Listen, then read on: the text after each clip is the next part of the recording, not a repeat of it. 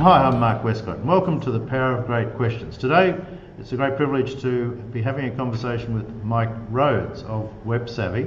Mike, I met at a conference some time ago, and there's a couple of things we had in common. One was his love of the Strategic Coach program, and we managed to spend a whole deal of time talking about Dan Sullivan and all the strategies and so on of the Strategic Coach program. Certainly did. We certainly did, and also we had a great conversation in regard to what he's doing in regard to helping business owners and entrepreneurs in regard to maximise their opportunities with online marketing and so on. And Mike's a real expert in regard to, you're a Google guru. Is that a good way to describe you, Mike? Not a phrase I'd use to try to describe myself. myself. Change that one. But if other people want to call me that, then sure. No, that's fine. But welcome today, Mike. And knowing the couple of the questions you're going to throw at us today, I'm really excited about this interview. But first, if I may, let's just go back a bit, Mike, and maybe just talk. You understand what the Power of Great Questions are, because we've already had this conversation. But maybe you'd like to just go back and talk about what's happened in your past, and maybe set the scene as to why you believe great questions are a great way to build relationships and to help people move forward. Wow, there's a big question. That was a good question. That was a good question in itself, wasn't it? How far back do you want me to go? So I was born in... So I've always loved helping business owners. That's really been the common thread the whole way through. First small business I worked in, I think I was about 15, 16. So I've been doing this for a little while, either working in them or building them, running them. I've built and sold 4 to this point. And the current project is, there's a few things going on, but mainly Web Savvy, which I'm sure we'll talk about later. Sure. Why do I think questions are so good? I think questions are everything.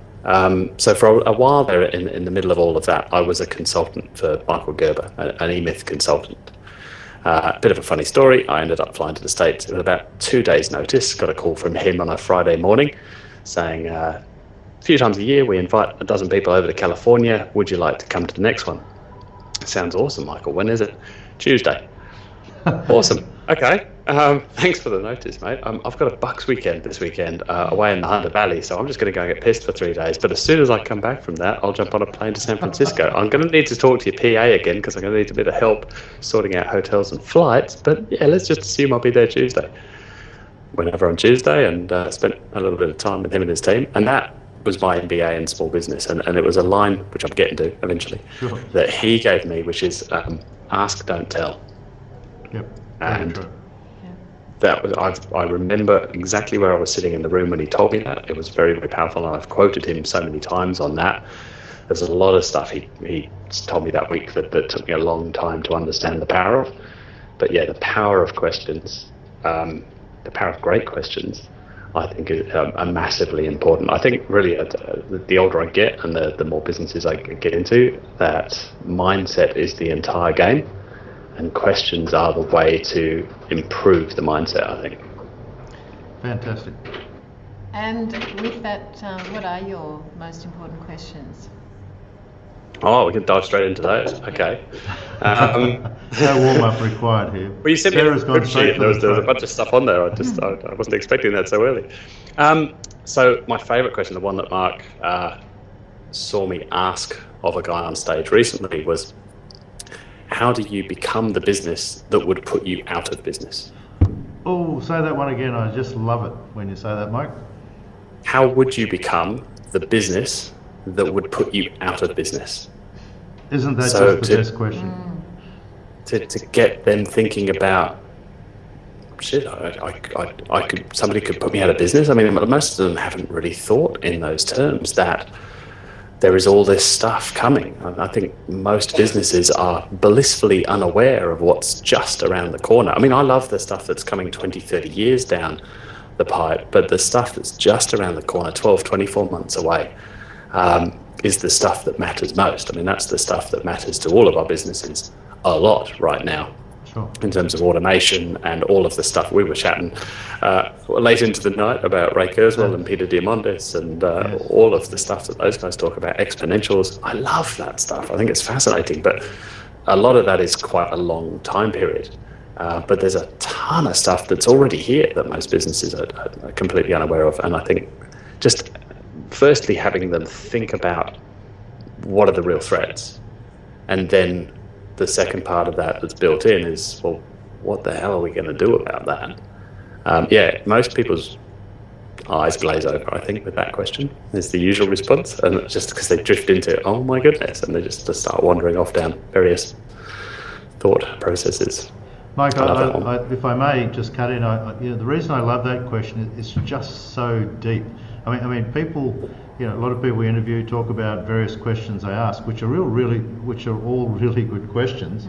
But what I find with that one, and the day you asked it, it was just so profound. It was like, okay, I need to really think more deeply about the future of my business, because you need to accept the realization that there's going to be creative destruction, isn't there, in just about every industry, and that includes whatever business you're in right now. There will be a day of reckoning where somebody faster, smarter, quicker will come along using a whole lot of exponentials, in Peter Diamandis speak, and whatever business you're in today, in 5 to 10 years' time, it just won't be the same business. So it's just such a powerful question, and that's one I'd want you to ask everyone. And that cycle is shortening. We all know that the pace of change is accelerating and continues to accelerate. So every business has gone out of business. It's just that now it's going to happen so much faster and faster and faster. And people need to be thinking about that. Need to have a plan for that. I'll just ask the question about your question. And when you're coming up with a business that perhaps could put you out of business, do you believe that you should be in creative mode when you're in that process, rather than survival mode, rather than feeling threatened out there, working out personally, getting into your creative mode? Absolutely, would be the short answer to that. Yeah, not coming at that from I guess it's scarcity versus abundance, right? If you're in scarcity mode, you're thinking, oh, well, I wouldn't be able to do that because, and you'll self-edit and you'll keep finding all of these reasons why not and why you couldn't become that, because you probably haven't had that thought process yet, because otherwise you probably would be on that path. So absolutely, you've got to flip it and be in creative or strategic mode and get out of the office and go sit by a river or something, and take away all of the constraints to say, in a perfect world, wave the magic wand, what could this look like, and then work grudgingly back from there. Absolutely, and Sarah, that was a great question, because you allowed Mike the opportunity to highlight the fact that yes, very much it's all about scarcity versus abundance, and if you're sitting there bunkering down, and I've seen this, Mike, as the conversation we had in the financial services industry, everyone's bunkering down in scarcity mode in financial services. They're all complaining about the fact that commissions are being dropped and so on. Whereas an abundant mindset is one which says, well, okay, the world is changing. How do I need to adapt? How do I need to morph into something different? And to do that, you need to be creative. So it's the great opportunity to always bring creativity into your business, to always be looking 4, 5, 10 years ahead to say, okay, what sort of business do we need to be to make sure? And that's really the question, Mike, that you're asking is, what do we need to be to make sure we're always ahead of the people that are trying to catch us? Yeah, like what are the next 3 waves that are coming, and pick which one you want to be on, if maybe all of them. Starting to think about how the heck that's going to happen way before it gets here, so we're prepared to do all of that creative bit. And it's confidence, isn't it? By thinking all of that through, you've got the confidence of knowing what you're going to do with the stuff. It's coming. It's not a surprise. It doesn't smack you up the side of the head and what was that, which would immediately put you into scarcity mode and self-preservation mode. Sure. By taking that strategic time beforehand, it's a polar opposite place to be. Well, absolutely, and it's a mindset, isn't it, of always being prepared to think positively about how you can improve what it is that you do, how you can use technology and other resources and other multipliers, and never be in a position where you're defending. So great question and great answer. Question number 2, seeing we've gone straight for the jugular, let's go straight to number 2. All right. What's the next question? Very simple one. Very short one. This got asked to me, I'd say about a year and a half ago, and it floored me. So this is the backstory for it. I immediately wrote it in my phone, which I did a couple of times chatting to Mark in the bar that night. I have in my reminders in my phone, I actually have a separate list of reminders called Great Questions. I keep a list of great questions, and this went straight into there. The question was, what's the real game you're playing? Very good. Yeah, it's very short question, but very insightful. Yeah, and can be answered on a number of different levels. But it stopped me in my tracks, and it really made me think about, I guess it comes down to, it's similar to purpose, mission, but asked in a way that doesn't use any of those, corporate words that nobody really likes anymore. Corporate speak, yeah. What's the game you're playing? What are you doing all this? I loved it. So is that sort of why are you doing this? Yeah, I think it's very similar to that. It's why are you doing this? What's the end game? Yeah, and just the fact that game is in there. I do believe that business is a game and business should be fun. I think far too many people miss that, and it becomes this thing that takes over life, and it's all too serious, and it's this thing that then ends up running them. So the very fact that you're thinking of it in terms of a game, by the wording of the question, I liked that. Actually, Mike, you've touched on something really important there, and I hadn't thought of it before, so thank you. And the thing is, and I think you've kind of touched on it as well, Sarah, is that it's not just the questions, it's not even the intent of the questions. I think what people need to do is actually look at the words they use in the questions, because that makes them more powerful. So you can ask a good question, and like when people say, what's your purpose? I mean, sure, that's a great question to get people to think about what their purpose is. But I mean, you've actually asked the same question, and game just sounds so much more fun, and game just it's going to elicit a better response. And so the importance is not just the intent, but the words that you're using in your question to make it even more powerful. So I think you've jumped on something here, Mike. So thank you. It's all right. That was a fluke. That was a fluke. No, that's good. So the third one, let's number 3. Let's keep going. So probably a question that a derivative of a question that I'd use in a bunch of different environments. And there are so many candidates for number 3, like culling it down to 3, but that's obviously the point of the whole thing, right? Sure. I think my favourite of all the ones I considered when I was going through all these last night, what did you learn? Because that can be applied in so many environments, in here, with the team, with my kids. What did you learn today? I mean, I like asking what was the most fun thing that happened today, because it's I guess it's also a derivative, now I think about it, of Dan Sullivan's positive focus. You're by focusing on the 3 things that you're grateful for the day. The 3 wins. 3 wins. Yeah. Win streak, good app. Yeah. It immediately gets you out of thinking about the negative stuff, and our brains are wired to spend more time dwelling on the negative than the positive, because that's how we survived and got this far. Let's come up in some other stuff I'm getting. What did we learn from that? We're very much a learning organisation. I think that's one of the keys to our success, and that everybody here is intensely curious. We basically, I've never used these words in public before, but we are ethically hacking the Google money machine. We're putting our heads under the hood of Google's advertising machine and figuring out stuff that people haven't figured out, of ways to make that work better, because almost all of the reward goes to a very, very few players in the game. Again, it's a game. Absolutely. I'm going to come back to what you as your Google guru hacker title. Probably don't want hacker in that description somewhere. Hacker in inverted commas. But I just want to finish off on that your last question you asked there in regard to the wins. We talk about win streak and all those sorts of things. And once again, it comes back to the abundance scarcity mindset, doesn't it? Because if you're thinking about wins, or what did you love doing today, or what was your word again you used in the question? What did you learn? Or what did you learn from that? Yes, so learning. Yeah, learning or wins or achievements and all those sorts of things are very much an abundance mindset, whereas focusing on what's gone wrong is very much a scarcity mindset, isn't it? So it's really, and that's coming in with a few people we've spoken to, is getting the mindset around abundance versus scarcity. I think that is the whole. important.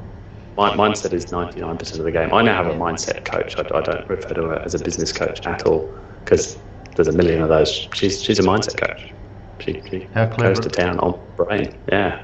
Well, how clever is she to name herself that? Because she's all of a sudden created a new niche, and she's removed herself from all competition by just the way she's named herself. I love that. Well, also that question is because people do tend to focus on the negative parts of their past, and then they predict their future with those memories in mind. And rather than predicting your future from your past, if you can come up with what you've learned and the wisdom from your past and create the future, it comes back to that creative and rewiring of the brain type of stuff, where you're changing your old self to be your new self, and then you create your new business from that. Mike, like a Dan Sullivan thing. Everything you've done up until this point is R&D. It was Business 1.0. Now you get to pick what you take forward into Business 2.0. I love that. Take a suitcase, not a truck. Just take a suitcase full of the past, not a truck full of the past. That's right. There you go. Now, Mike, you'll laugh at this and you'll cringe also, because when we had a chat that evening after the boat cruise, I asked you the Dan Sullivan R-Factor question and so on, and you were going to do a few things as part of me asking you that question. So without going into detail, I'm just wondering how you're going with progress. Because we're focusing on progress and learnings, not perfection. Yeah, there you go. Thank you.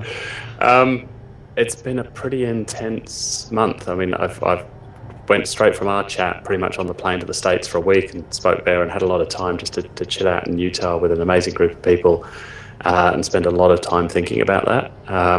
I've got much clearer on the future of this business and the two side businesses that go along with it. There's a lot of stuff happening, and I'm very excited about the future of where we're going to be in a year's time. It's that kick-started something, so thank you, Mark, for asking that question. A good question, that's right. The power of good questions. It is. Was that the 3 It is a good question. I asked, the 3-year question or the 1-year question? No, it was a 3-year question, but we brought it back to 1 year just to really get clear on a couple of things Mike was looking at. But speaking of that, Mike, let's just talk a little bit about your business, and here's your opportunity to just share what you do. But more importantly, Mike, who are the people that are ideal? Who are the people that you can create the greatest value for in the business you're running now? And I know you've got a couple of side businesses, so rather than me name them, here's your chance to talk about them all. So 3 businesses. Web Savvy is by far the main one. That's the engine room, and that's the done-for-you service. So we run digital marketing for a number of brands, many of which you would know, and a bunch of other companies that you probably wouldn't. Then I have a do-it-yourself business, so that's where I train people in how to do predominantly Google AdWords, but there's also a couple of other sort of related areas that are in there. That's at ppcsavvy.com. And then there's a Done With You, which I've just done the pilot program for, so that's called agencysavvy.com, and that's where I'll work alongside someone that's building their own digital agency. So we just did the first pilot program over the last 3 months, took 10 agency owners through that, and the results have far exceeded what I was hoping for. It's been an absolute joy. They were awesome people to work with, and a number of them have basically doubled or are well on the way to doubling their business in 14 weeks. Fantastic. Which is, And tell me... I was hoping maybe they'd double it inside of a year with that information, but they're sort of just leapt ahead. It's been fantastic. Fantastic. And say again, your ideal client is? So ideal client for Web Savvy is generally somebody with around about, I'd say, sort of in the range of 10 to 100 grand a month spend on Google AdWords. We work occasionally outside those ranges. We've got a couple that are bigger, we've got a few that are smaller, but our sweet spot is, you're spending around 20 to 50 grand a month on Google AdWords. It can work harder. You've got a website that converts. You're not a startup. You've got data, because we need data to do what we do, but you've just got this niggling feeling that it could be working harder for you. That's our perfect client. They've got that account, but they just want it to work hard. We'll go in there and we'll make a few tweaks and get them some quick wins, and then we'll go to town on it and really improve their numbers. It's all about profit. It's the most important metric. We don't care about vanity metrics. We care about profit. Profit. And increasing profit. That sounds a good metric. Yeah. Okay. And the other two businesses? What are the? Okay. So, agency savvy. Ideal client for that is someone that wants to learn more about AdWords. So we've got people in there that have their own agencies, that work in house somewhere they're running AdWords. It might be their own business or they're just starting out, but essentially they want to learn more about AdWords. We've got 50 plus hours of content in there, plus a very, very active question and answer forum. So it's a place where you can come and ask any questions. Because learning from a book, and I co-wrote the book on AdWords, learning from a book, it goes out of date basically before it gets published because Google changes the rules so often. So it was a place where the information would always be totally up to date. Right. And the members pick what I need to do the next month's training on, so they're in charge. But I think that's a huge part for most members, is being able to ask a question when they get stuck and get an answer, usually same day. And then agency savvy, that's for people that already have an agency off the ground. Really target market for those people at the 6-figure point that want to get to 7 figures, because that's the story that I know. That's the journey I know. I don't know how to run an 8-figure agency yet. Maybe I'll be teaching the course in 3 years' time, but right now I look at that set of problems and I know how to fix that. And the pilot program has gone exceedingly well. I've been loving it. They're just a great group of people, and they've got it implemented and done stuff. It's been fantastic. So I hope that wasn't too long-winded, but yeah. No. It's important to understand how each of those businesses sort of fits and who are the people that are best suited to those. Sarah, And just on a personal note, Mike, what personally is your passion and your passions? Well, family, first and foremost, and that's the most important thing to me. Nothing gets in the way of that. I've got 2 little girls, 1 and 4, and my wife's at home right now looking after them because they're both a bit sick today, which is a bit sad.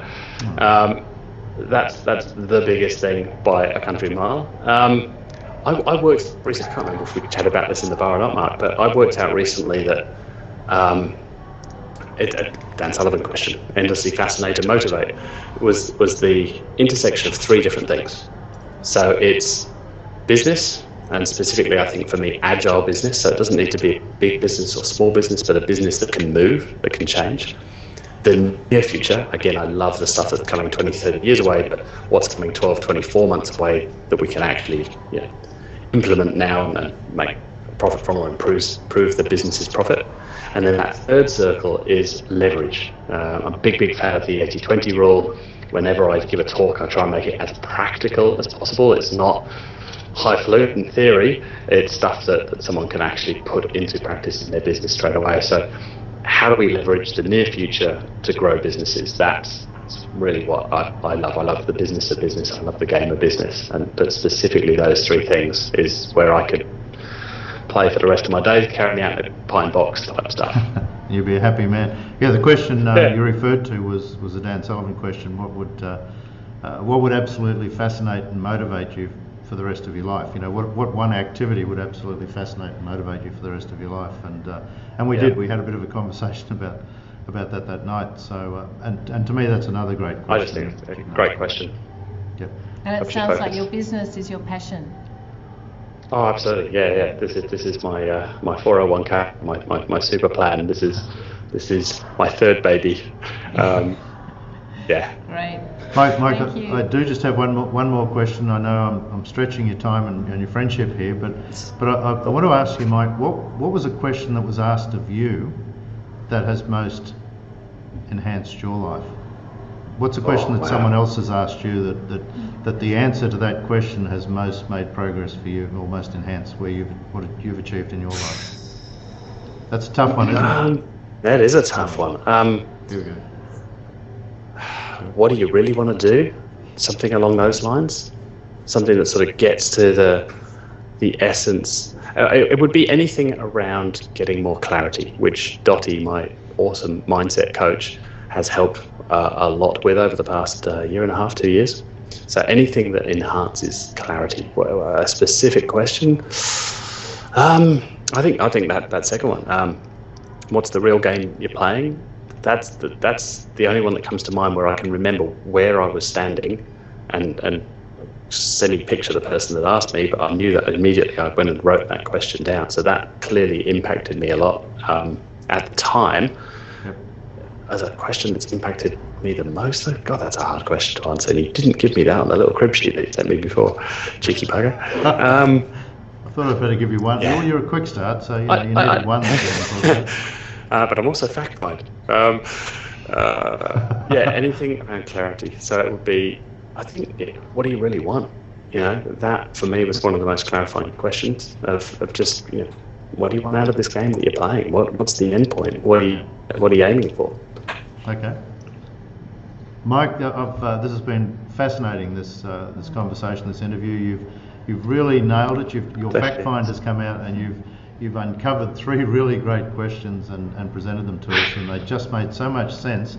And as I said, it wasn't just the intent of the questions that you asked, but they're really great words that make them even more powerful. So thank you for your contribution today. Really enjoyed it. Thanks for pointing that out to me. And what I've learned from this too is there's that common thread of abundance through them, which I hadn't noticed before, and I'm really quite happy to notice that it tells me that the mindset work is working. We're on the right track. That's right. Your mindset coach is doing a really great job. So well done to her too. Worth every penny. I'll have to look her up. Anyway, thanks for your time Private. today. Thanks for your time today, Mike. I'm Thanks, Mark Mike. Westcott. And I'm Sarah Cox. And once again, thanks for tuning in to The Power of Great Questions. Have a great day.